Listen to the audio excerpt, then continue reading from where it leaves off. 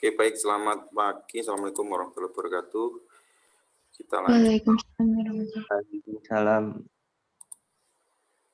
lanjut kelasnya. Kemarin saya kasih video, saya harap sudah dilihat lah. Hari ini kita review gitu ya. Dan di video itu sebenarnya saya suruh untuk bikin kelanjutannya gitu ya. Tapi nggak apa-apa, karena saya juga belum buat di situ, kita bikin bareng aja di sini.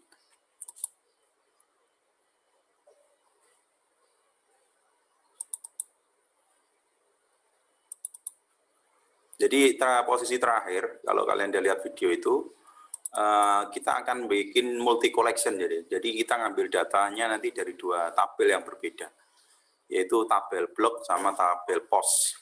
Yang sudah kita buat lengkap itu adalah yang tabel pos. Ya. Nah, gimana cara bikin collection baru atau tabel ya? Kalau di Mongo namanya collection. Kita tinggal bikin model baru di sini, di folder ini. Aturannya tetap sama dengan huruf besar ya, pertama. Kemudian isinya kalau kita lihat, sebenarnya sama kayak yang pos, cuma dikit berbeda, ya disesuaikan kan gitu. Nah, contoh skemanya. Nah, jadi skema itu penting ya teman-teman ya. Jadi skema itu adalah menentukan tabel kita itu ada berapa kolom yang dipakai. Kalau kita tidak menentukan skema, MongoDB itu aneh ya. Jadi anehnya itu gini, kalau di MySQL kita kan harus buat dulu database-nya, terus harus buat dulu tabelnya. Kalau di MongoDB ini kita nginsert data yang 5 kolom itu bisa diterima sama tabelnya itu. Jadi bisa macam-macam itu dalam satu tabel itu, data itu bisa banyak macam-macam. Ada yang 5 kolom, ada yang 2 kolom, ada yang 1 kolom, itu bisa. Ya, karena memang dia basisnya teks gitu loh. Ya, basisnya teks. Jadi semua teks itu apapun formatnya disimpan sama dia. Nah, biar semuanya itu rapi ya, istilahnya tidak sakar PDW gitu ya. Jadi orang yang nyinsert ke tabel itu ya dibatasi, kolomnya harus ini sama ini, nama kolomnya ya ini gitu. Makanya harus di setting di skemanya ini. Jadi skema ini penting. Ya, skemanya ini penting. Dan kita menentukan nama kolomnya harus ini, ya harus 2 kolom ini, terus tipe datanya harus ini. Ya, nggak boleh kasih tipe data yang lain, penginsert tipe data yang lain. Nah, ini yang disesuaikan hanya ini ya, ininya. Sama nama collection-nya apa, nama tabelnya apa. Nah, karena kita menggunakan MongoOS itu punya aturan gitu.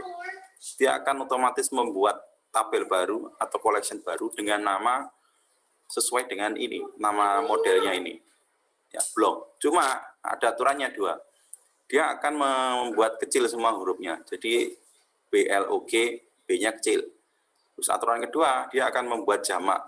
Ya, jadi di aturan bahasa Inggris plural itu kan ditambahi S. Nah, sehingga nama koleksinya jadi BLOGS, blocks. Hurufnya kecil semua. Nah, sudah otomatis dibikin. Jadi kalau kemarin ada pertanyaan, gimana cara bikin collection-nya kok tiba-tiba ada? Ya ini dari sini, dari modelnya ini. Dia di-generate dari situ.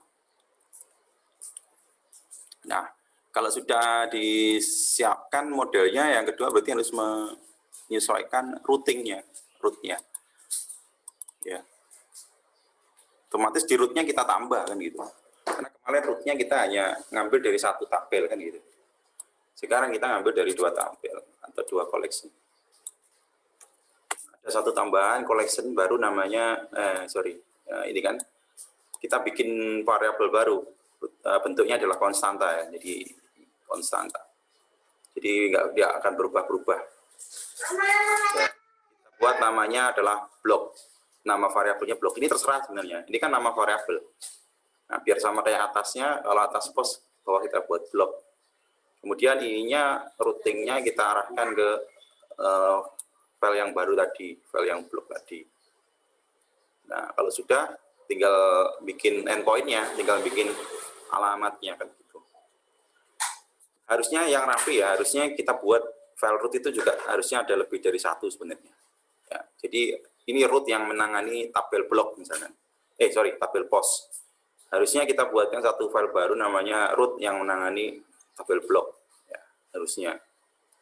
Tapi biar ini apa, biar paham dulu konsepnya ya, sebenarnya kita pakai satu file ini juga bisa gitu. Nah, cuma filenya nanti akan di sini isinya akan tambah banyak gitu. Nah, karena kita bagi satu bagian ya, ini yang ini saya tulis di sini. Saya akan mengelompokkan ini router yang akan digunakan untuk ngambil atau CRUD untuk tabel berita. Itu saya kelompokkan di bawah sini. Ya, sampai sini. Nah, terus saya buat bagian yang kedua karena saya ngambil dari tabel lain. Nah, saya kelompokkan di sini nanti pakai ini bagian untuk router untuk ngambil data dari tabel blok. Nah, nanti isinya di sini. Biar gampang nanti nyarinya. Terus yang terakhir kan karena kita pakai SPA ya, kita kan cuma satu halaman. Ya, ini cukup kita taruh di paling atas sendiri aja gini. Ini tujuannya kan buat buat ngambil halaman HTML-nya. Nah, sekarang kita berarti bermain di sini. Nah, saya minta kemarin di video itu buat melengkapi ya. Karena kan kita masih hanya ada dua ini. Ya, kita ngambil semua data dan kita posting data, insert data. Nah, kalian tinggal menyesuaikan ya, diambil namanya, disesuaikan. Ini kita bikin alamat baru. Jadi nanti alamatnya localhost 5000 /API/ambil blok. Ambil blok. Nah, terus konstantanya kita bikin juga ambil blok. Ya. Terus ininya jangan lupa ini juga diganti jadi blok find. Jadi ini ngambil dari blok yang di sini. Nah, ini. Cuma gitu aja sebenarnya yang diubah. Terus ini juga diubah judul sama isi. Karena kalau di bawah kan masih tetap title sama konten kan. Nah, ini diubah jadi judul sama isi. Nah, jadi ini routing buat posting berita, posting blog. Ini posting blog ya. Ini untuk ngambil semua data di blog. Berarti kan kita kurang dua nih. Satu, ngedit ya. Ngedit itu patch ya. Kita ambilkan aja dari sini. Kita copy. Nah, kita nanti ubah-ubah. Posting ini get all post, ini posting, ini edit. Nah, ini yang harus disesuaikan. Apa berarti? Ini ambil blok. Nah, terus dipakai ambil blok. Ininya bukan post tapi pakai ngambil dari blok. Nah.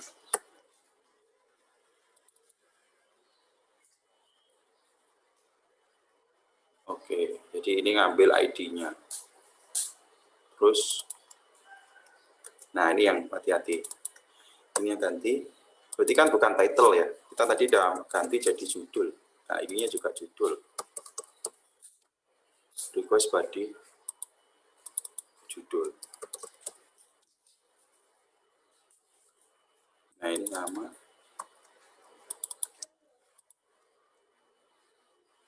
Oh, ini konten, sorry. Konten itu isi ya. Di yang baru tadi kan isi. Jadi ini isi. Nah, ambilnya tadi bukan ambil tapi ambil blok.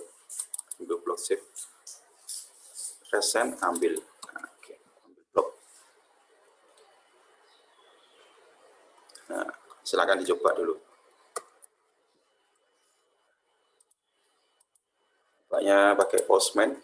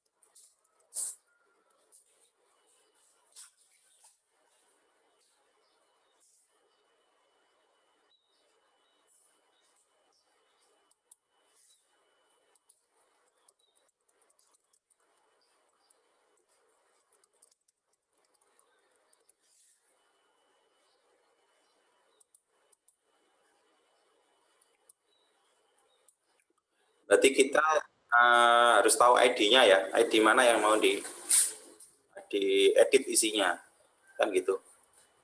Coba kita ambil dulu datanya. Oh iya, belum di running ya.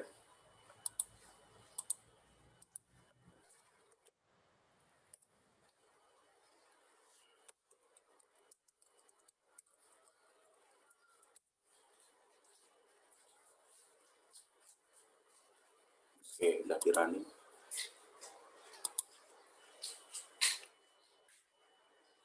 Nah, isinya kan ini ya. Saya coba ngambil yang blok ketiga ini. Nah, ini ID-nya.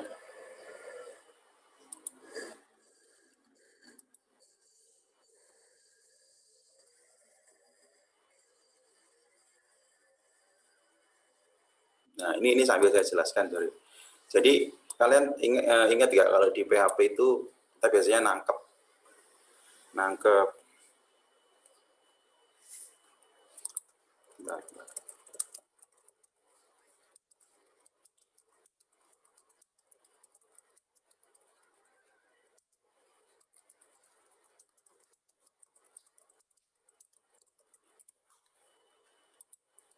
Oke, jadi kalau di PHP itu kan kalian kalau mau nangkep elemen ya, saya nggak tahu kalau di Laravel pakai apa ya. Yang saya tahu di CI ya, di kode igniter itu kita nangkep elemen dari endpoint itu pakai segmen. Ya, jadi misalkan alamat tuh slash ambil blok slash apa gitu ya. Yang posisi ini itu kita bisa ambil pakai, kalau di CI itu segmen keberapa, segmen ketiga apa segmen keempat, segmen kelima kan itu. Nah, kalau di PHP native itu pakai ini ya biasanya ya. Nah, masih ingat kan? ID sama dengan apa gitu kan. Nah, kalau di sini ini di Mongoose itu kita tinggal pakai ini titik 2, elemen yang ada di posisi ini itu kita ambil nilainya dan kita kita namakan dia sebagai nama variabelnya adalah ID. Jadi ini tuh connect sini. Nah, ya, paham nggak? Jadi kan alamatnya ambil blok slash ID-nya kan, ID-nya tadi kan kita tulis di sini. Nah, ID itu ditangkap penguncinya, pengaitnya itu ini, nama ID ini. Ini kita tangkap dengan cara ini, request parameter ID. Jadi kita nangkep data yang dikirim dari request dari user itu dengan menggunakan ini kan, request parameter. Nah, request parameter yang mana? Yang ID. Nah, ID itu apa kan gitu pertanyaannya. ID itu adalah elemen yang berada di endpoint sini. Kalau misalkan ada slash lagi, ya kalian tinggal namakan titik 2 apa namanya, misalkan gitu. Nanti tinggal ditangkap lagi pakai ini. Nah, begitu halnya ini request body. Nah, request body ini biasanya kita pakai buat post ya. Post dan ya page itu kan juga sebenarnya kayak post ya. Jadi kita ngelempar data dari user ke server itu kan kita pakai HTTP ya, HTTP request itu kan ada formatnya. Oke, kok masih ini ya, sorry, putus ya tadi.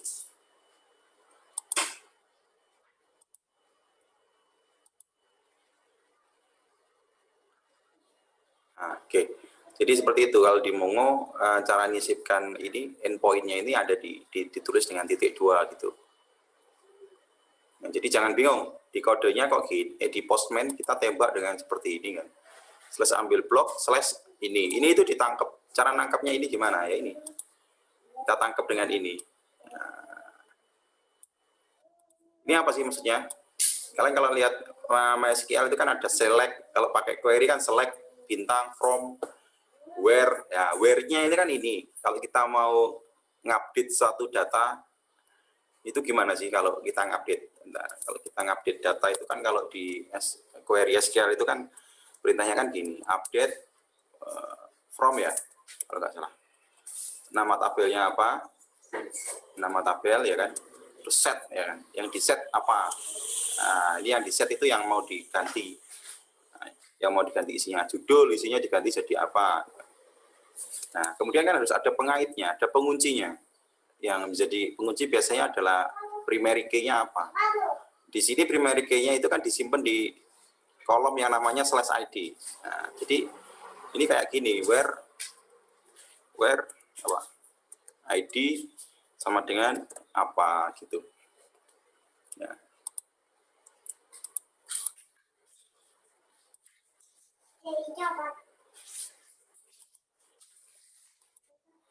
Nah, ini kan yang kalau kita lihat di sini ya.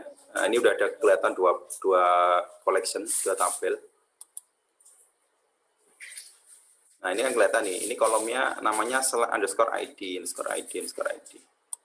Nah, makanya ini dia itu tanya yang disimpan. Ini kan query-nya MongoDB ya. Kita ambil find one yang mana, yang ID-nya adalah ini. Nah, ini itu ngambil dari mana? Diambilkan dengan cara seperti ini. Diambilkan dari alamat yang disisipkan. Data yang disisipkan di URL-nya tadi. Gitu. Jelas ya? Oke, balik lagi ke sini. Kita mau ngedit data yang isi. Berarti caranya kan gini ya. Tadi row, JSON, oke. Nah, yang blok ketiga ya, judulnya diganti yang isinya aja ya.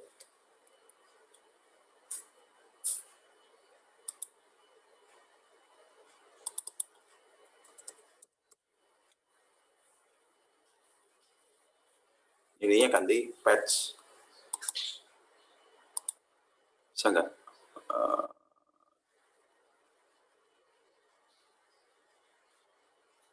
ID-nya benar nggak? ID-nya ini. Harus ditulis semua berarti.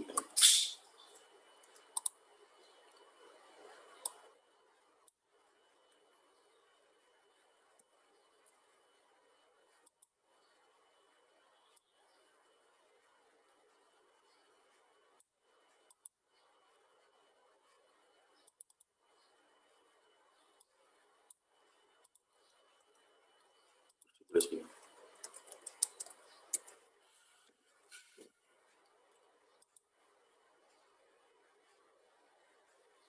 Ada yang salah? API-nya 5000, API ambil blok slash ini udah benar, ini patch.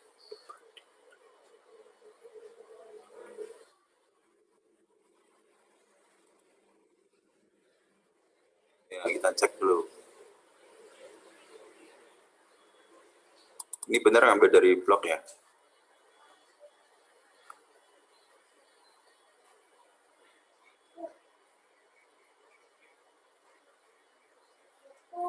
Ini kok ambil ini? Wah, ini salah ini.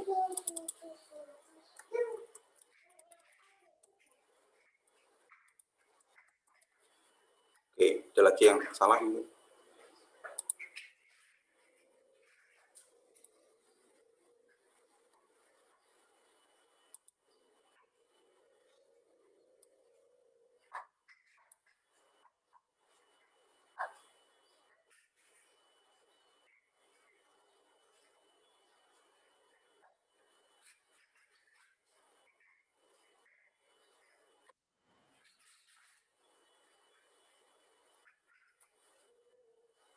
Ada yang salah di mana ya? 5000/API/ambil blok.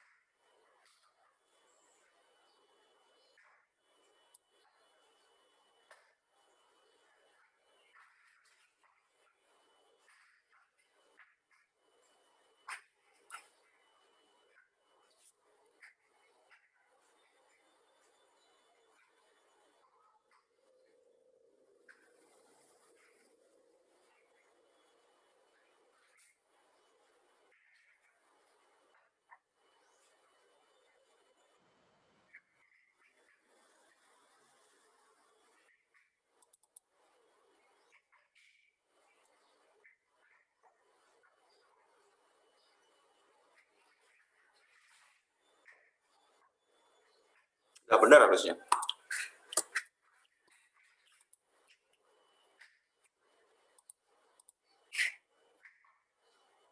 Coba yang kedua.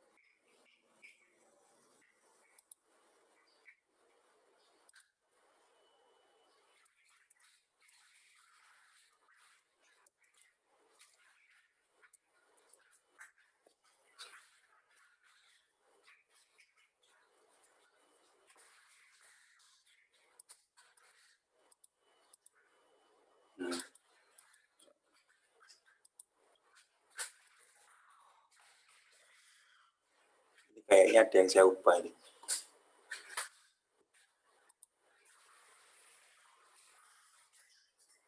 Oh iya, masa lali. Belum di restart ya tadi ya, perubahannya ya.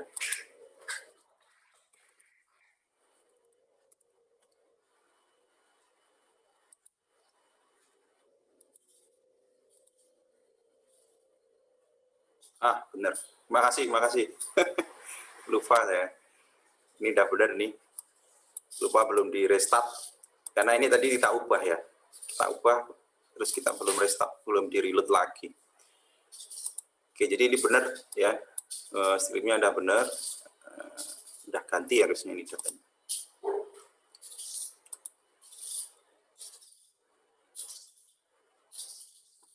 Nah, udah ganti ya. Ketiga. Oke, makasih tadi apa Khairul Nisa ya.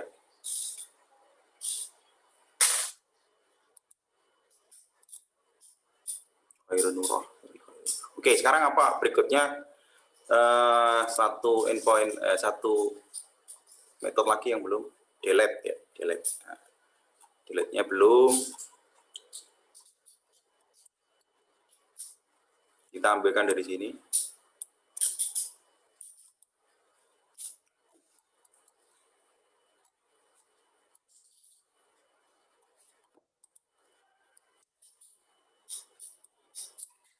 Jadi yang diubah ini ya, pasti ambil bloknya, kita ubah dulu.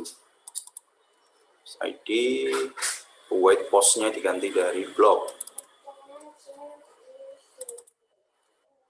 Delete one. Jadi ini pakai ini query-nya dari MongoDB, delete one. Statusnya. Udah, apalagi yang harus diubah? Udah kan? Ini aja. Oke, kita save. Jangan lupa di restart.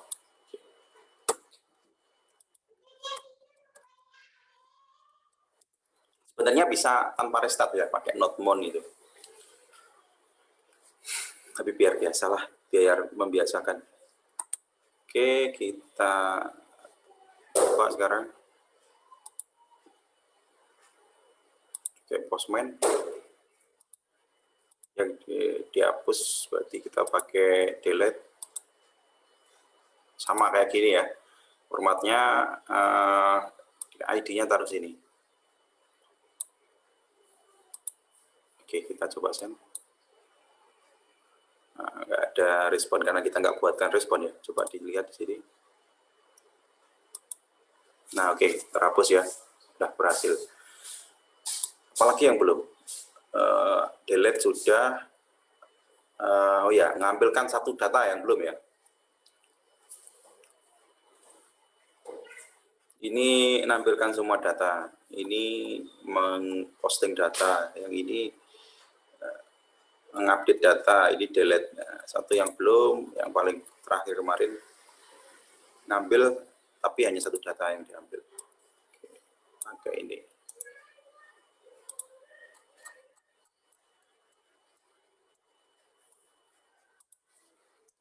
Delete. Ini sorry, Saya kelas keterangan.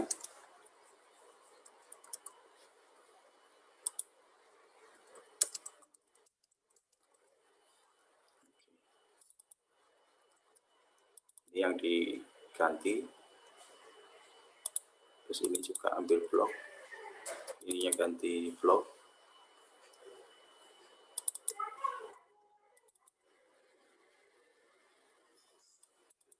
Ininya diganti. Oke, udah ya. Jangan lupa di restart.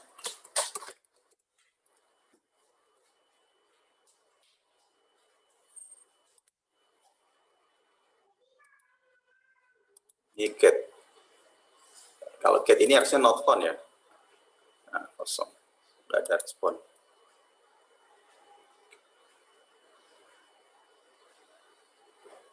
Kalau kita nge-get data yang ada misalkan ini.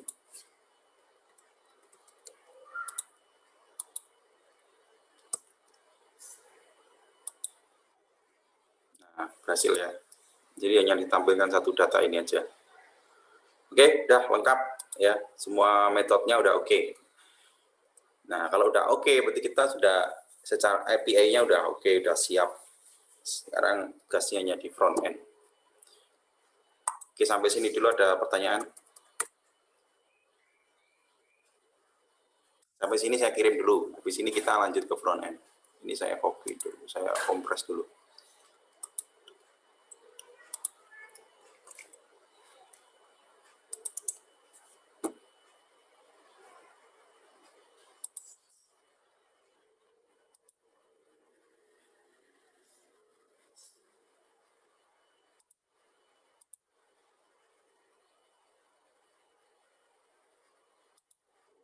Ada pertanyaan?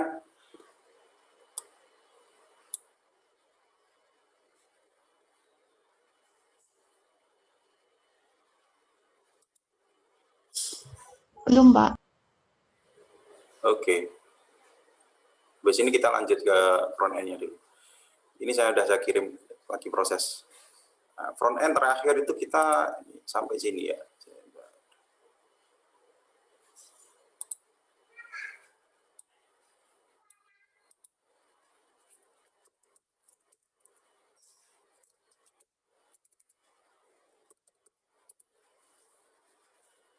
Akhir sampai sini ya. Nah, kalian kemarin udah dibuatkan ini belum ya gini. Jadi ada 2 tab gitu. Rencananya adalah kita kan pakai buat SPA nih, single page application.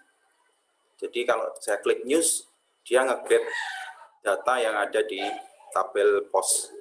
Nah, kalau saya klik saya ada blok. Ya, kalau saya klik blok itu nanti ngambil dari tabel blok, dari collection blok. Nah, ini bolak-balik nih, bolak-balik. Nah, sudah sampai sini kan? Oh, ini skripnya udah saya kasih. Skripnya udah dikasih tapi belum dikasih penjelasannya, Pak, yang bagian itu. Oh, oke. Iya. Apalagi yang kelas kalian yang C kan view-nya ini ya. Dulu belum pernah dapat ya.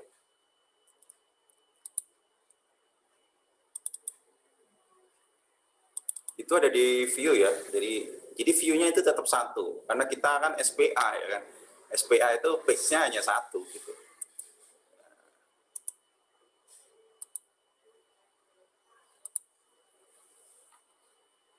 Oke, ini agak karena kodenya banyak di sini jadi harus teliti.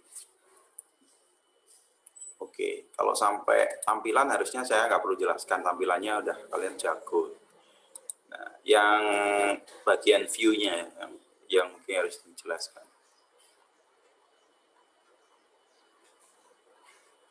Nah, di sini nih. Oke, script.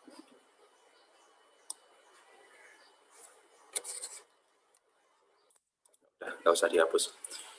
Oke, Vue.js itu kan dia itu JavaScript ya, library JavaScript. Nah, jadi pertama yang harus diperhatikan adalah Vue.js bekerja di sebuah elemen, di sebuah di sebuah elemen yang menjadi kontainernya dia, menjadi lingkup besarnya dia.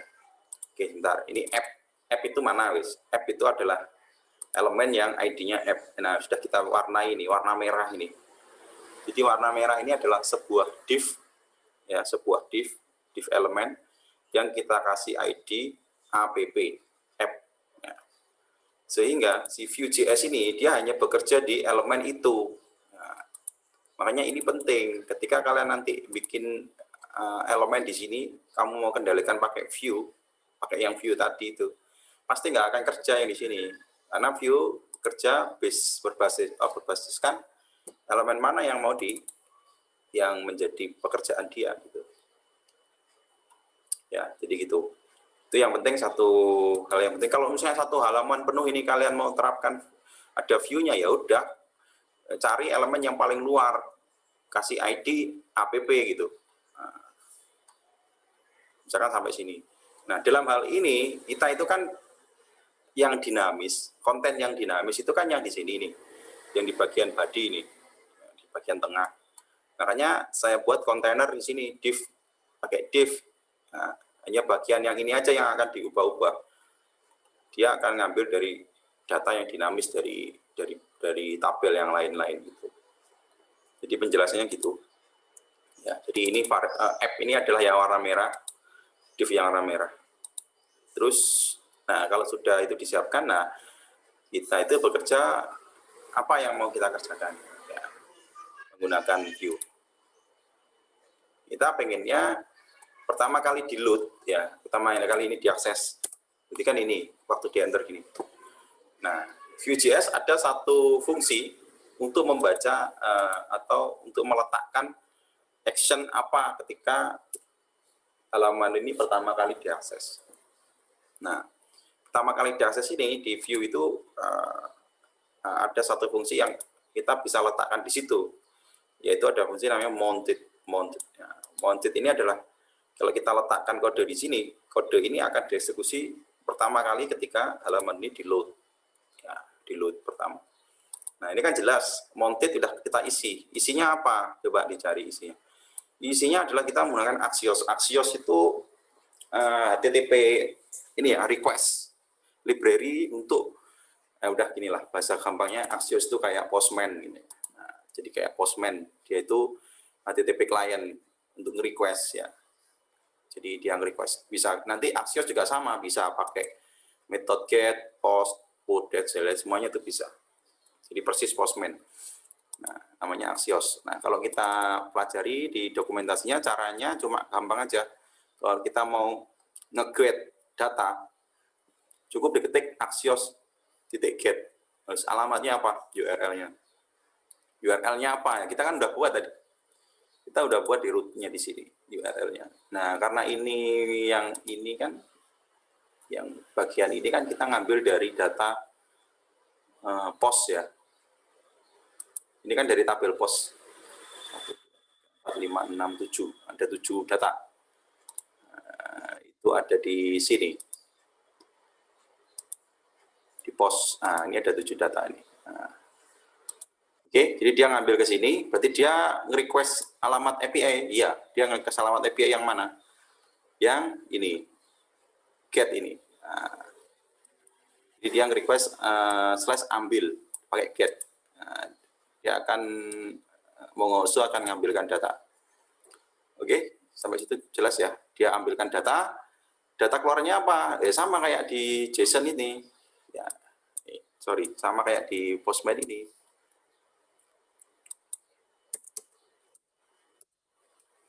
Nah, ini yang data yang dihasilkan sama dia. Ya kan, dalam bentuk JSON. Nah, secara logika kalau kita tampilkan apa adanya, bentuknya ya kayak gini, nggak rapi gini kan. Bentuknya JSON. Nah, ini perlu kita parsing dan perlu kita looping gitu. Biar bisa kita tampilkan dalam bentuk desain kayak gini. Div ini. Nah, kalau nggak percaya itu bisa diakses langsung. Kalau khusus get ya, khusus get itu bisa diakses langsung di browser. Kalau yang metode lain itu nggak bisa. Kenapa? Karena browser itu hanya bisa get sama post ya. Put, delete, patch itu nggak bisa ini browser itu. Apa ini?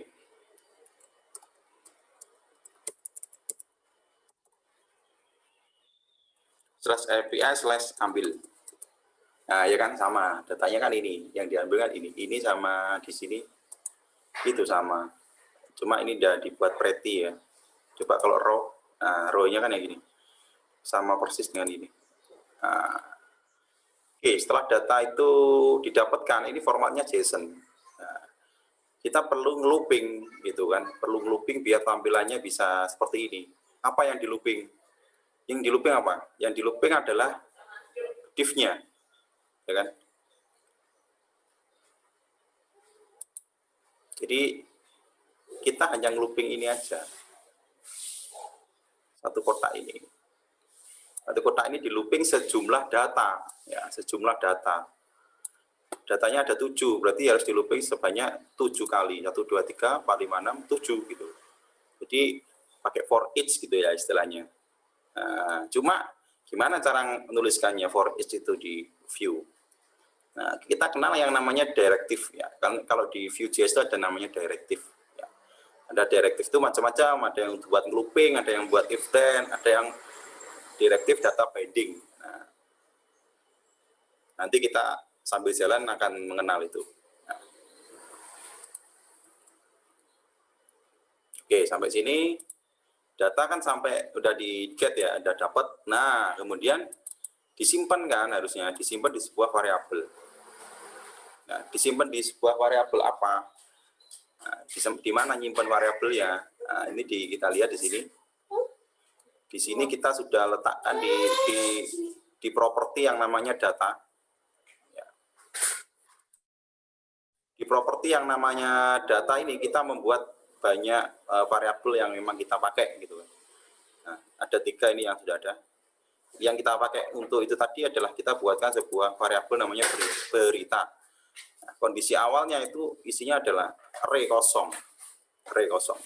Array ini akan dinamis isinya, mengikuti isi daripada apa? Ya itu tadi yang kita get tadi. Jadi ada hubungannya dengan ini. Nah ini. Jadi hasilnya ini akan disimpan ke sini. Oke. Jadi dia nge-get alamat ini, alamat API kita, kan dia dapat kembalian respon. Responnya dalam bentuk JSON tadi.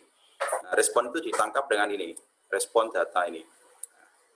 Respon data ini mau disimpan di mana? Disimpan di berita. Berita itu apa? Berita itu ini kan. Nah, ini kan berita. Nah, cara manggilnya pakai this titik berita. Jadi this titik berita isi dengan hasil respon daripada get-nya ini tadi. Nah, sehingga isi data yang ada di browser itu tadi, yang ada di Postman tadi, ini udah nyimpen di sebuah variabel namanya berita. Nah, sekarang kita tinggal looping gitu kan. Cara ngeloopingnya kita pakai directive. Nah, kita tentukan dulu di mana itu kita mau ngelooping. Loopingnya ada di baris ini ya, di mana? Di bawahnya tombol ini halaman blok. Nah, ini dia. Nah, kita kan ketemu div ini. Div ini adalah yang mana nih div-nya? Div-nya itu adalah yang luar ini, yang paling kotak luar ini. Ya, ini yang di luar ini. Jadi kita harus cari elemen yang mau di looping, yang parent-nya. Udah ketemu, nah div-nya ketemu, kita kasih properti namanya v4. Nah, ini directive v4 ya, untuk pakai view ini kayak gini. Jadi yang mau di looping yang ini, elemen yang div class school ini. Nah, di looping ngambil dari mana? For each-nya ngambil dari mana gitu. Jumlahnya berapa kan gitu pertanyaannya. Di looping sejumlah berapa? Wah, harus gini nih. Apa wis? Jadi dia akan ngambil dari yang di sini kan, v4 ambilkan dia looping dari berita. Berita itu kan yang di sini. Ya kan? Dia ngambil length-nya atau jumlah variabelnya, jumlah datanya berita itu ada berapa? Kalau ada 7, berarti di sini kan 7. Berarti dia nanti akan looping ini sebanyak 7 kali. Itu. Ya, sehingga div ini div-nya ini sampai sini ya.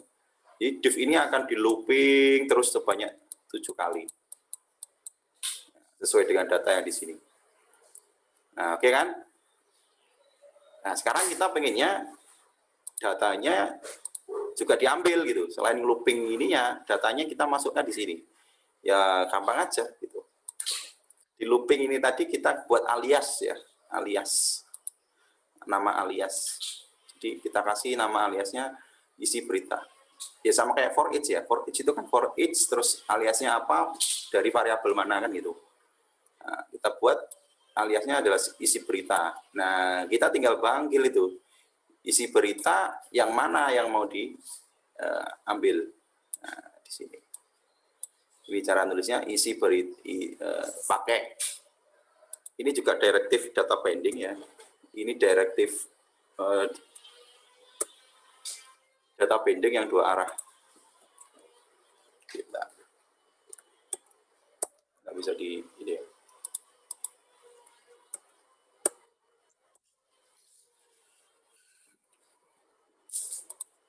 Nah, jadi manggilnya adalah ini kurung awal 2 sama kurung awal tutup.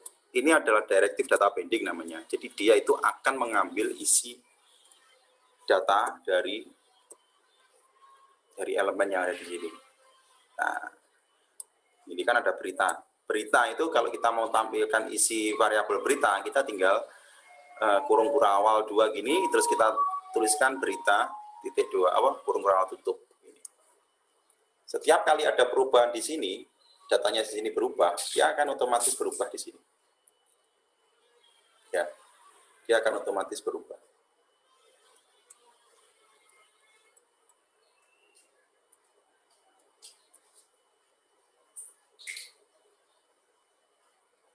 Nah, oke. Sekarang cara manggilnya gini, isi berita titik titel. Nah, kan kita tadi punya data yang bentuknya seperti ini. Ya, ada title, ada konten, ada mana ya? Title, ada konten gitu kan. Nah, ini cara manggilnya adalah berita titik titel kalau kita mengambil yang titel, berita titik konten kalau kita ngambil dari konten. Nah, karena tadi berita itu sudah kita buat alias ya, kita buat nama lain isi berita. Berarti kita manggilnya jadi isi berita titik title. Berarti kita ngambil dari sebuah data yang ada di sini, di dalamnya ini. Itu ya, mau ngambil title atau ngambil yang konten, tinggal diganti yang titiknya ini. Oke, jadi seperti itu. Udah, setiap kali di looping di dalamnya juga diambil sama dia. Nah, sehingga datanya seperti ini. Oke, sampai sini bingung nggak? Penjelasannya ya kayak gitu aja. Jelas, Pak. Itu maksud saya yang penjelasan first page. Oh, yang itu. Ya, sekarang yang ini. Sekarang yang button ya. Ini gimana nih, button? Berarti kita udah main fungsi pakai on click ya, pakai event. Nah, kalau di di JavaScript native kita pakai event on click, dia lari ke sebuah fungsi kan gitu kan kemarin jelasannya. Nah, karena kita pakai view ya kita ngikut aturannya view. Nah, di Vue.js fungsi-fungsi itu tidak boleh ditulis sembarangan ya. Harus ditulis di dalam posisi yang sudah dia tentukan. Nah, ditulis di metode ini. Jadi ada satu properti di Vue.js itu kita menuliskan fungsi ini di dalam metode ini. Ya, di dalam metode ini. Jadi metode ini sampai mana ini? Nah, sampai sini ini. Mulai dari sini sampai sini. Ya, kita nuliskan fungsi itu di sini. Apapun, fungsi apapun. Nah, oke, sekarang kita lihat kita mau ngapain sih? Kita itu mau bikin dua button sekarang. Dua button. News ini kalau diklik dia akan nge-get data yang pertama. Kalau blog diklik dia akan nge-get data yang kedua. Data dari tabel kedua. Oke, siapkan dulu buttonnya. Buttonnya ada di atas. Nah, ini buttonnya. Nah, kemudian kan harusnya on click gitu kan. Kalau pakai native. Nah, di Vue.js dia juga punya aturan, ada direktif yang khusus menangani itu. Namanya VON. Ya, VON, kejadian, event.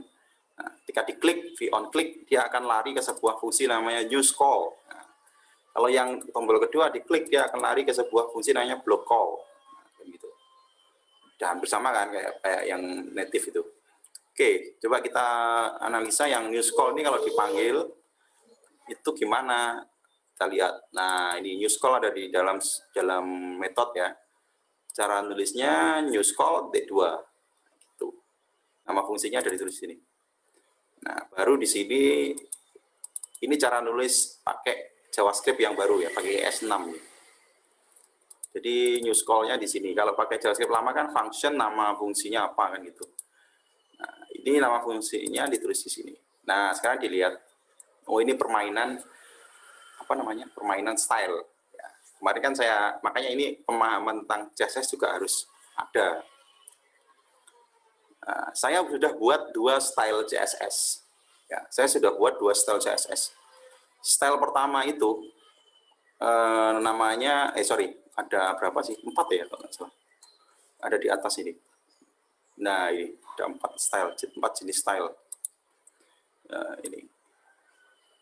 Nah, show first page. Nah, ini dilihat ya. Yang dimainkan property display-nya ini. Ya. Property display itu ada block, inline block, ada non ya kalau nggak salah. Nah, block itu kan ya pokoknya muncul. Kalau muncul, pengen memunculkan elemen itu kan, displaynya pasti blok. Nah, tapi sebenarnya elemen HTML itu bisa kita sembunyikan gitu kan. Nah, elemen HTML apapun itu bisa kita sembunyikan. Nah, misalkan yang ini tadi, satu blok ini, div ini kita bisa sembunyikan dengan mengatur propertinya menjadi ini, displaynya jadi non.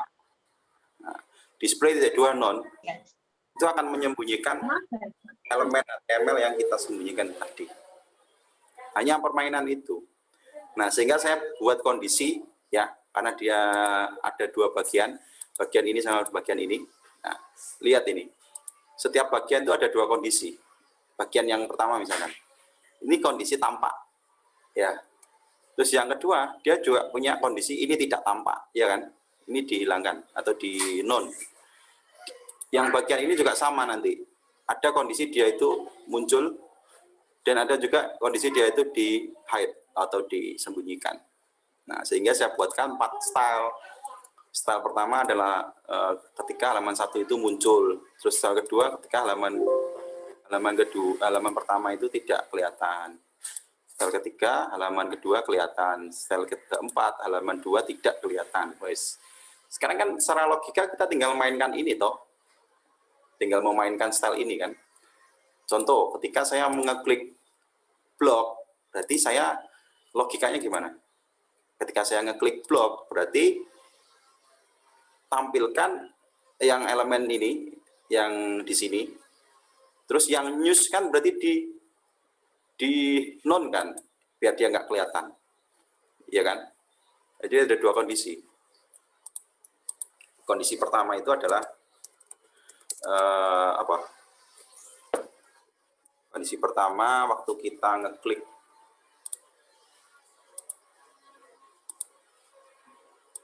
ketika kita ngeklik news, kita klik news itu berarti kondisinya show first page ya. Sama apa? Non second page, bener nggak? Jadi show first page dan non second page. Nah, ini kondisi pertama. Kondisi kedua berarti kondisi ketika kita ngeklik tombol kedua. Tombol kedua kalau diklik stylenya berubah. Yang aktif adalah non first page sama apa? So second page ya.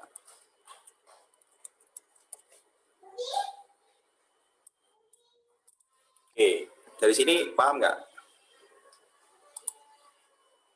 Paham, Pak. Jadi kita punya 2 tombol, kita hanya mengubah-ubah stylenya. Kalau klik di sini style yang ini yang kita aktifkan. Ya, kalau kita klik blok, style ini yang kita aktifkan. Itu loh. Oke. Nah, berarti kan hanya permainan di status dari sebuah variabel gitu. Oke, makanya yang penting ininya disiapkan dulu. Oke. Nah, sekarang kita lihat di view-nya. Di view-nya berarti kita buatkan dua variabel buat menyimpan status. Nah, status itu kita simpan di sebuah variabel namanya style underscore first page. Ini untuk menyimpan status di yang bagian pertama. Kalau bagian yang kedua kita simpan di sebuah variabel namanya style second page. Nah, ini sudah ada nilainya. Kenapa? Karena kita kan ini tadi ketika kita ngeklik ini, kita reload gini. Ini style yang di load adalah style yang pertama, jenis pertama tadi. Jadi show page 1 sama non second page. Ya kan? Nah, sorry, show first page sama non second page ini adalah style yang di load pertama kali. Nah, dengan kita tinggal nambahkan button tadi, kita akan ngubah-ngubah nilai ini gitu. Nilai ininya berarti yang diubah-ubah. Tergantung kondisinya. Nah, caranya gimana? Ya tinggal di gini dok. Ketika news call-nya aktif, ketika fungsi news call-nya aktif, dia akan ngerubah isi ini menjadi apa kan gitu. Nah, tombol pertama, berarti show first page. Oh, berarti tetap ya isinya. Nah, ketika tombol news call diklik, dia ganti ini jadi show first page, terus yang kedua ini diganti jadi non second page. Oke, berarti tetap. Nah, kalau misalkan kita pindah, kita klik yang button kedua, kita manggil sebuah fungsi namanya block call. Apa block call itu? Dia akan ngerubah isinya ini jadi non first page. Terus yang kedua, dia akan ngerubah second page-nya jadi show second page. Paham ya? Nah, sekarang bagian terakhir. Ini kan sudah berubah-berubah. Berarti elemennya harus nangkep status dari variabel ini kan? Cara nangkepnya menggunakan direktif lagi. Nah, ada direktif yang dia itu nangkep kelasnya ya. Kan yang mau kita ambil kan nama kelasnya ini. Ya, nama kelasnya yang berubah-berubah.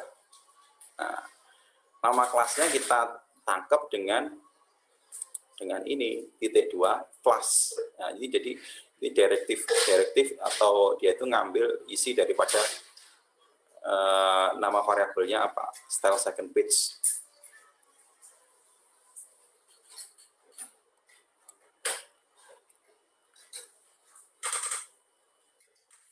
Oh ya, kita buatkan dua ini ya. Sorry. Dua ID. Dua div. Ini sama mana? Sama ini. Nah. Ini sama ini. Nah, yang ini adalah div yang ini halaman blok. Oh, di div yang kedua ini. Nah, ini yang nanti akan kita isi di sini. Di bagian ini nanti kita isi looping dari data kedua. Nah, yang pertama itu pakai yang ini. Ini sampai ke bawah sana. Nah, ini yang data yang kita looping tadi 7 kali tadi itu ada di sini. Nah, dia stylenya itu akan berubah-berubah karena ada direktif di sini untuk menangkap ini. Untuk yang second page, dia akan selalu memonitor status dari second page. Ini, style second page ini akan selalu dimonitor isinya. Kalau ada perubahan di sana, akan di-adjust atau diganti di sini. Nah, ini. Jadi stylenya akan mengikuti. Begitu juga yang kedua, yang style one page, style first page. Jadi ini akan selalu memonitor yang ada di bawah tadi, yang ada di sini. Style first page. Nah, ini akan selalu dimonitor statusnya. Kalau ada perubahan di sini, dia akan diupdate di bagian ini tadi. Nah, di bagian ini. Sehingga nama kelasnya akan dinamis gitu. Kita ingat konsepnya CSS, kalau nama kelasnya berubah, kalau kita sudah binding atau kita kaitkan dengan style CSS, ya dia ikut berubah. Ya, balik lagi ke pelajaran CSS-nya itu. Sampai sini saya harap paham ya. Kalau nggak paham nanti diputer-puter lah. Sekarang pekerjaan selanjutnya apa? Pekerjaan selanjutnya yang buat kayak pertama, bikin ngelooping data yang ada di tabel yang kedua.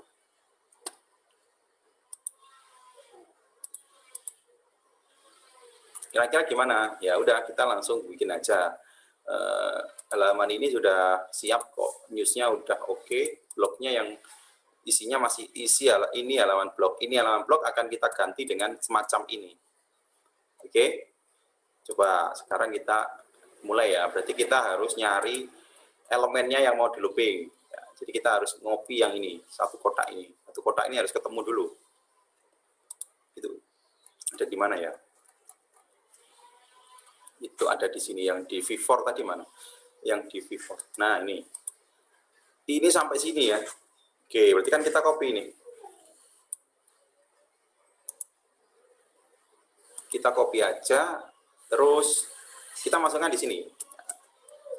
Saya paste aja. Oke ya, hanya satu ini. Coba saya restart dulu.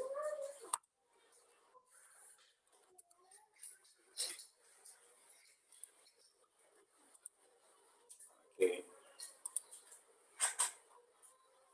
Oh iya, jelas dia 7 kali, karena ininya belum di setting ya. Coba V4-nya dia nonaktifkan dulu.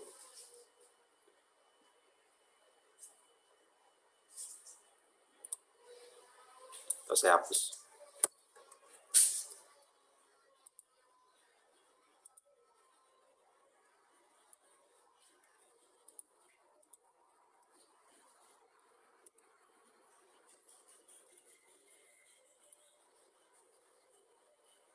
Oh, ada kesalahan.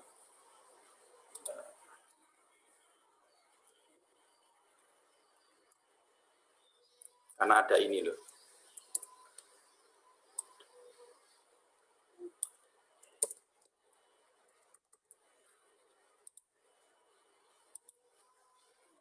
Nah, gini kan. Ini news, ini blog. Nah, blog kan cuma satu, karena kita belum looping kan. Kita belum ambilkan dari data tabel yang kedua. Sampai sini kan harus paham ya. Nah, sekarang gimana nih biar ini jumlahnya 3? Kok 3? Ya iya, di tabel blok itu ada 2. Gimana biar dia ngambil 2 ini? Ya berarti kita siapkan. Kita tinggal duplikat fungsi yang sudah ada. Pertama, kita siapkan dulu variabelnya untuk nangkep ini. Ada berita berarti harus ada blok.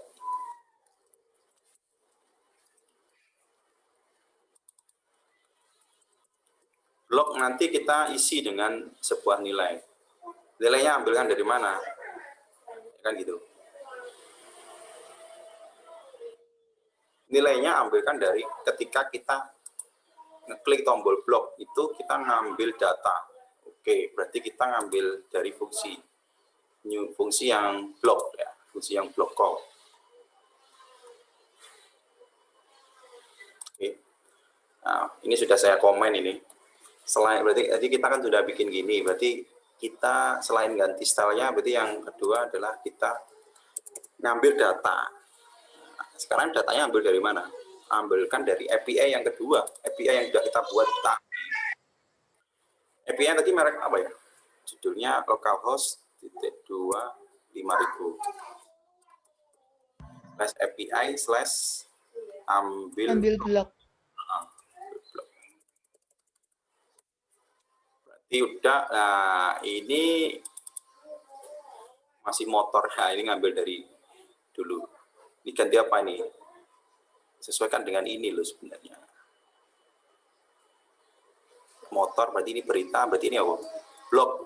Nah, ini kan blog. Nah, this blog ngambil dari data, respon data kayak yang ini ya.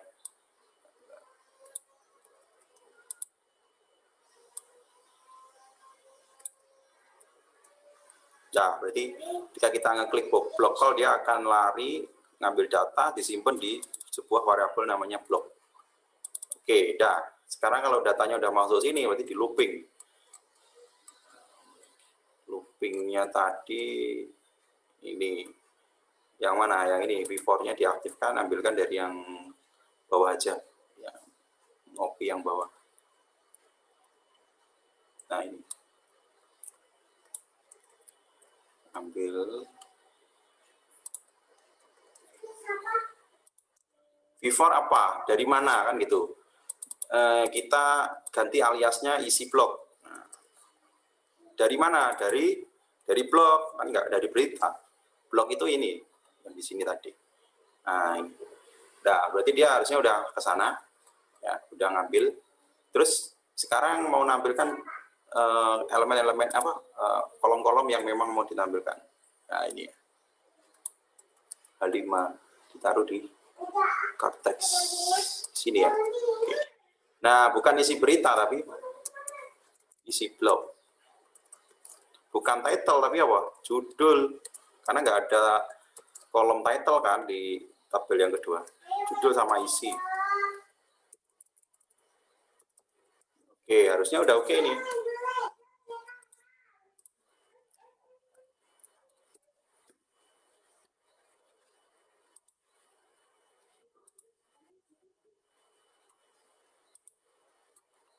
Nah, oke, dah benar ya. Dia ngambil dari blok pertama sama blok ketiga. Bukan. Data blok pertama. Nah, ini benar. Blok pertama, ini blok ketiga. Benar kan? Ini, yang ini. Nah, tapi ini kerjaannya sebenarnya belum selesai nih.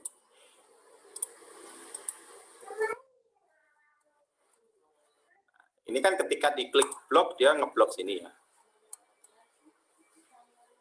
Ketika ini diklik news, kok dia langsung di sini? Nah, padahal fungsi yang news ini, dia itu diambilkan dari mounted. Ingat, mounted itu apa? Mounted itu kalau ini kita refresh, nah, dia baru mounted. Nah, padahal kita pengennya dinamis. Misalkan si tabel news itu ada tambahan data. Ya, setelah kita refresh, maksudnya setelah kita refresh terus ada tambahan data. Nah, kalau kita belum ubah nih kondisi seperti sekarang, dia nggak akan ngupdate isinya ini, yang news. Kenapa? Karena kita nge-fetch datanya, ngambil datanya itu masih masuk di fungsi mounted.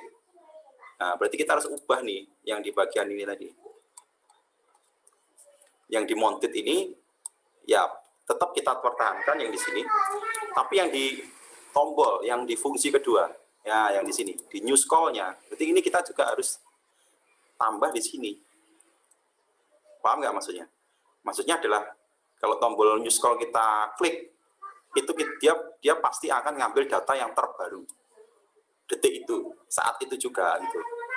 Kalau kita nggak aktifkan ini, dia itu datanya masih data yang pertama ketika waktu di load pertama gitu loh. Nah.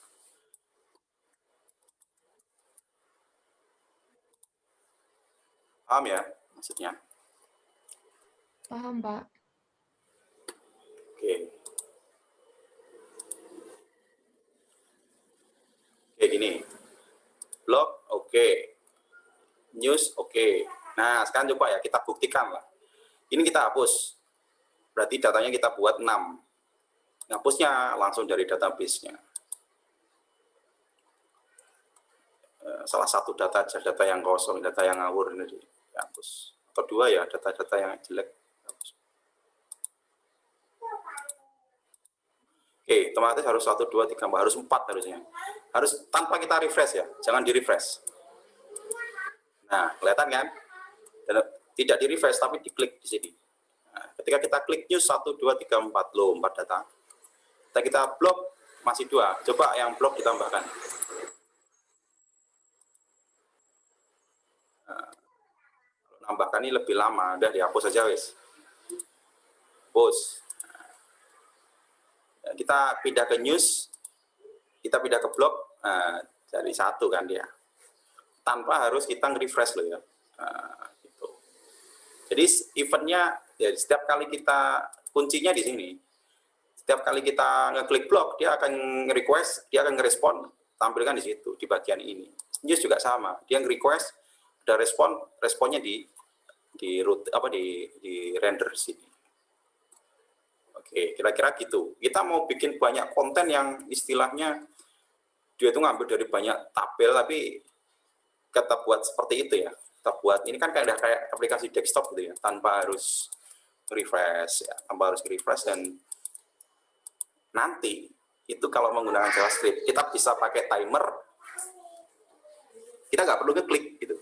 Kayak misalkan kita bikin kayak TweetDeck kemarin tuh, TweetDeck, aplikasi TweetDeck Twitter itu kan kita nggak perlu ngeklik, nggak perlu apa. Tapi dia itu sebenarnya ada timer yang jalan di background. Setiap detik dia akan ngecek database, kalau ada perubahan dia langsung ambil, simpan di variabel. Karena variabelnya itu pakai direktif data binding itu tadi.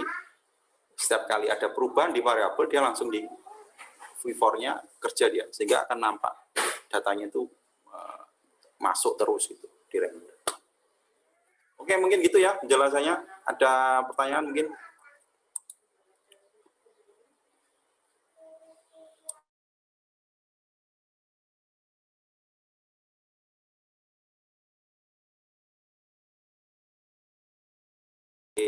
Alvin, setelah kita berhasil mengquery data dari API dan menampilkannya menggunakan JavaScript, selanjutnya apa, gitu kan? Oke, kalau sudah bisa menampilkan ya, kita kan tinggal bikin aplikasi untuk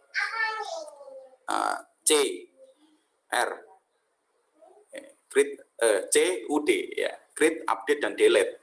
Kita buatkan halaman terpisah dari ini, halaman administrator ya istilahnya. Dan kita melakukan CRUD-nya menggunakan API. Ya, jadi sebenarnya kalau SPA itu sudah selesai di sini selesai, karena SPA itu kan view-nya aja, ya kan. User kan hanya melihat, dan gitu. Nah, sebenarnya sampai sini udah cukup. Mungkin ini nanti saya tambahi yang pakai timer, pakai real time timer gini. Jadi biar data itu bisa masuk tanpa harus kita ngeklik gini. Ya, misalkan ada data update data berita terbaru, udah halaman ini biarkan seperti ini, kita tambahkan timer, nanti datanya akan masuk sendiri. Ada data baru dia akan masuk sendiri. Nah, itu di next session aja ya.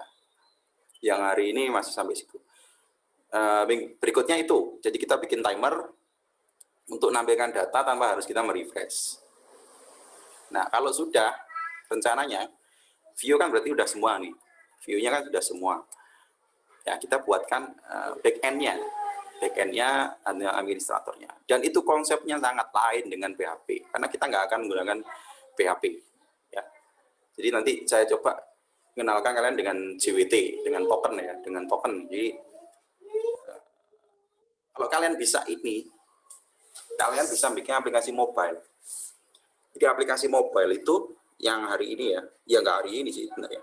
Semua aplikasi mobile itu nggak bisa query langsung ke database. Ya, misalkan gini, aplikasi apa, Gojek atau apalah, aplikasi natif ya, mobile natif.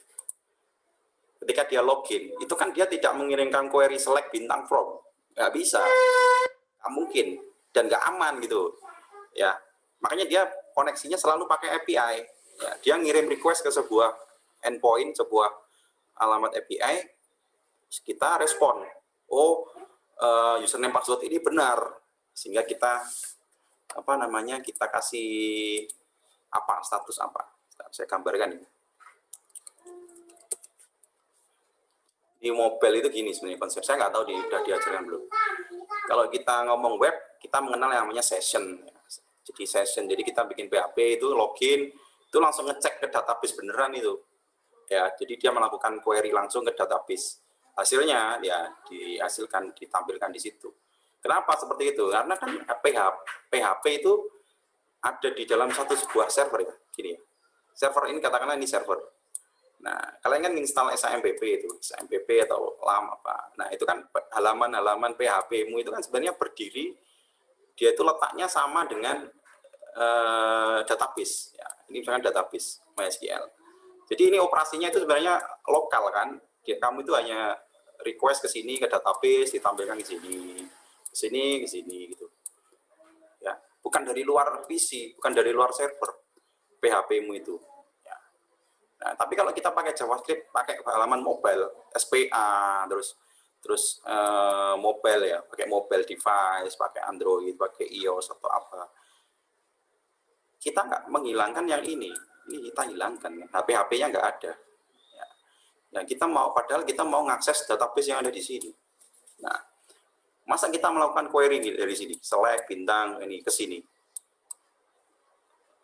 bisa nggak? Ya sebenarnya bisa aja sih, pakai dari database-nya dibuka portnya gitu, kemudian kamu nembak langsung alamat database-nya ini, tapi itu tidak aman. tidak aman. Di tengah-tengah ini ada banyak perompak ini, ada banyak penjahat di sini. Nah, sehingga halaman web, halaman mobile Android pakai SPA kayak gini, dia pakai API. Ya, API. Nah, API ini yang ditembak seakan-akan kita buatkan satu buah PHP REST API ya di sini. Yang kita tembak bukan database-nya ini, tapi kita nembaknya ke sini dulu. Nah, yang kita tembak itu ini, API itu. Nah, baru API ini yang berhubungan langsung dengan database, sehingga ini aman di sini, ini tuh aman gitu. Ya, konsepnya API itu gitu. Nggak mungkin dong aplikasi mobile BCA misalnya ya, kayak gitu. Di setiap Android-nya dia langsung nembak ke sini, ya bisa cepat bobol itu gitu. Makanya dia dibuatkan API di tengah-tengah di sini. Jadi API itu posisinya di tengah sana nih. Nah, dia itu kayak penghubung. Nah, untuk app dari API ke sini ini udah biasa, query biasa kayak kamu bikin di web itu. Nah, di Android itu kayak gini, kamu bikin aplikasi Android atau apapun, dia mau login dia akan nembak ke sini. Dia akan nembak ke API dulu. Nah, sini sama API diproses, kamu buatkan API kayak tadi itu pakai Node.js. Dicek apakah user ini ada.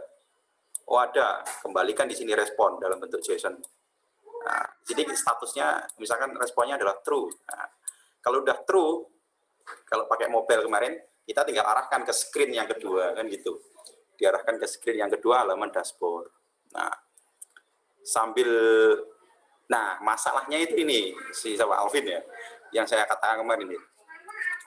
Karena kita ini komunikasi pakai API, kita itu nggak pakai session. Jadi ketika pertama kali kita nembak ke sini, ya, terus aplikasinya ini kita tutup atau HP kita matikan. Sessionnya di mana nyimpennya? Ayo. Karena ini nggak ada browser di sini. Session itu disimpan di browser. Ya, cookies dan sama ya cookies. Ya. Cookies itu disimpan di browser. Ada di sini ada browser. Nah, makanya setiap kali kalau kamu pakai develop aplikasi pakai WebView, sessionnya itu kan ada di sini sebenarnya di web, di halaman webmu. Nah, di sini nggak ada session, kita nggak setiap kali kita membuka aplikasi harus login gitu. Nah, kalau kita pakai native nanti konsepnya nggak gitu. Jadi di pelajaran mobile kemarin kan ada itu local storage kan ada ya, bisa pakai database SQLite atau yang lain, tapi ada yang sifatnya itu kalau saya biasanya pakai ini pakai save preference ya kalau nggak salah namanya. Jadi save preference itu kayak semacam bukan database sih, kayak variabel yang dia itu nyimpen data di mobile Android, tapi dia akan terus disimpan walaupun udah dimatikan, dia akan tetap disimpan. Tapi hanya bisa untuk nyimpen nggak banyak gitu. Nah, kalau ini kan nanti save preference ini kita untuk nyimpen true ini tadi, status true ini. True ini adalah kembalian dari kita nembak ke sini. Nah, dari nembak API, oh ternyata user password ini oke. Nah, kan dikembalikan ke sini dalam bentuk plain text namanya true gitu kan. True-nya ini nanti yang kita simpan ke save preference. Oke. Nah, makanya nanti setiap kali kita close aplikasi ini, dia pertama kali akan manggil save preference, dicek apakah statusnya masih true atau gimana gitu. Kalau masih true, nggak perlu lagi request ke sini, tapi dilanjutkan ke screen yang kedua, ke halaman dashboard langsung. Nah, apakah ini aman? Aman. Kenapa? Karena save preference dan ini hanya ada di mobile device ini.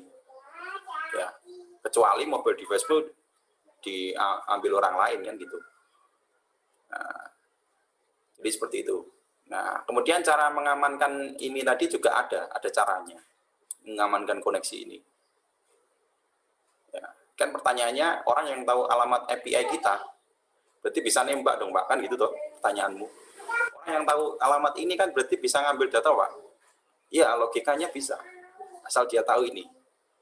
Nah, tapi API ini bisa kita amankan gitu. Nah, nanti kita coba ya. Jadi API itu bisa kita kasih API, kita kasih key, kita kasih key. Ya, bisa kita kasih key, bisa kita kasih token. Nah, yang paling banyak sekarang dipakai itu namanya pakai token ini, JWT token. Coba kita nanti belajar ini kayak JWT. Jadi setiap kali kita nembak ke sini ini, jadi kalau kita tadi postman kan kita tinggal masukkan alamat ini langsung desain aja kan. Ini karena memang kita belum pakai pengaman sama sekali gitu. Makanya setiap kali di request dijawab sama dia. Nah ini sebenarnya nggak aman. Harusnya setiap kali kita request itu ada kunci dan autentikasi lain yang kita kirimkan. Sehingga orang yang request API ini kalau dia tidak punya kunci itu, dia akan ditolak. Harusnya gitu. Ya. Jadi API ini benar-benar penting teman-teman. Dan hari ini itu semua aplikasi seperti ini. Ya. Aplikasi itu semua pakai API gini, aksesnya pakai API gini. Kalau kalian punya pemahaman di sini, di key token, pengamanan API, nah itu nanti kerja-kerja di mana-mana lah. Itu yang digunakan. Mau pakai aplikasi mobile, pakai SPA, itu pakai API semua. Ya, aksesnya pakai API. Dan API ini nggak aman kalau langsung kayak gini tadi itu masih nggak aman, harus diamankan. Baik, ada pertanyaan mungkin?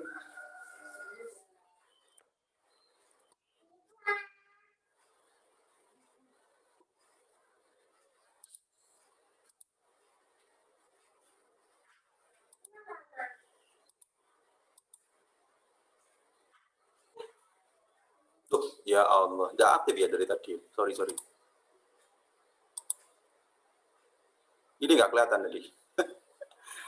Tolong ngomong. Jadi ini tadi. Enggak, Pak.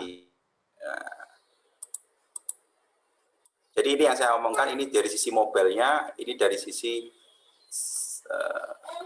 servernya. Nah, koneksi dari mobile ini yang dari sini ke sini, ini API, pakai API. Nah, ini perlu diamankan, pakai key, pakai token, pakai apa gitu. Tapi kalau gate, ya, kalau gate itu kira-kira perlu diamankan nggak kalau gate? Kan ini, kalau kita bikin web kayak gini, ini tadi web yang sifatnya publik kayak itu tadi, ya nggak perlu diamankan, kan setiap orang boleh toh ngambil data itu.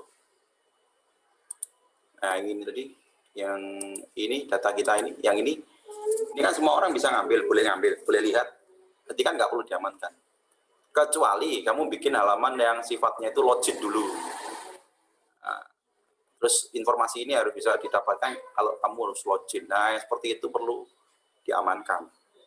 Gate-nya harus dikasih autentikasi. Oke lah, mungkin itu dulu ngobrol-ngobrolnya, nanti lanjut di berikutnya.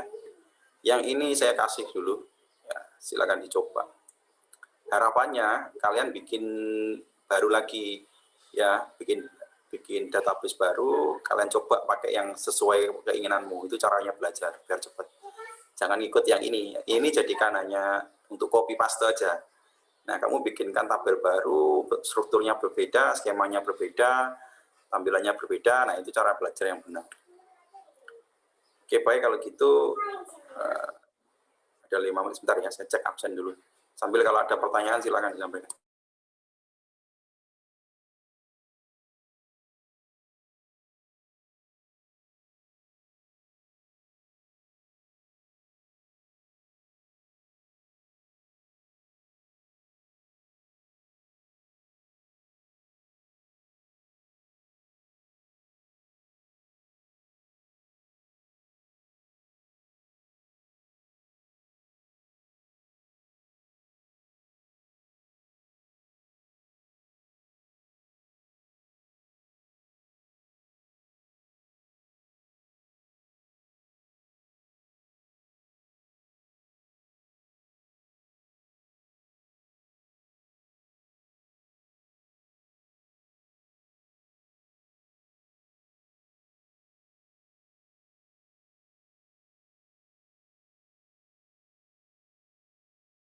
Bintang Ramadan kok nggak ada orangnya di mana?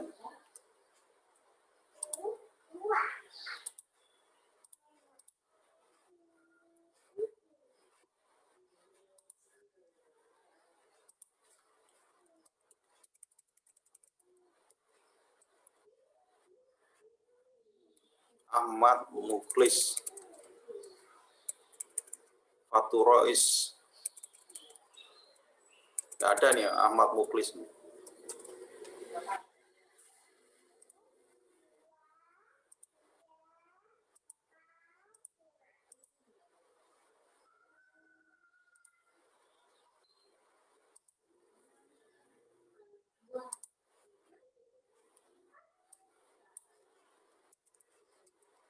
Oh, kok banyak yang nggak ada ini gimana nih? Iqbal juga nggak ada nih.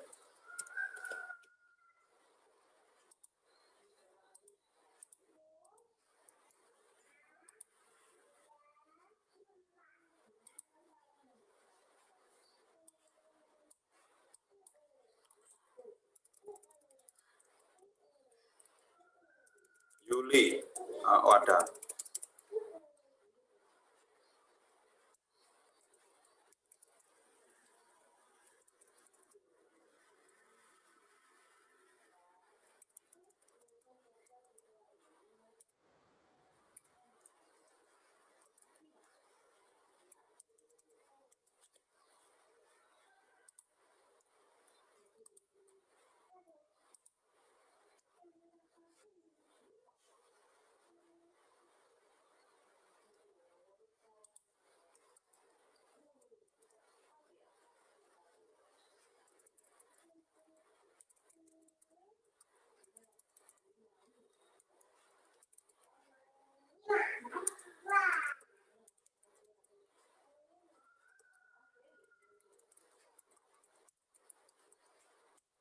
Ahmad Ramadona, nggak ada ya?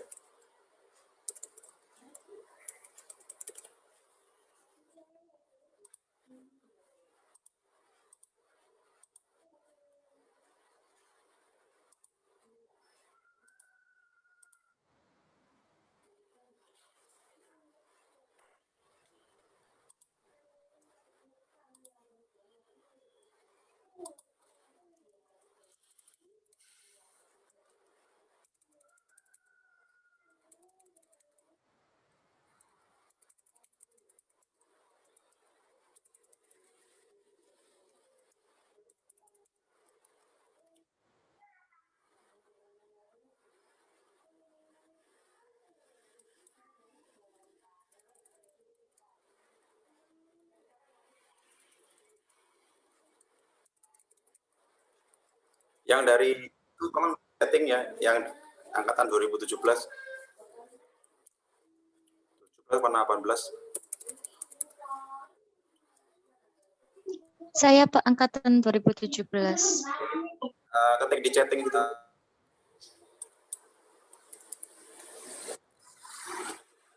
Oke, ini yang angkatan 19 yang nggak hadir si Romadona, Iqbal, Muklis, Bintang Ramadan. Ada di sini?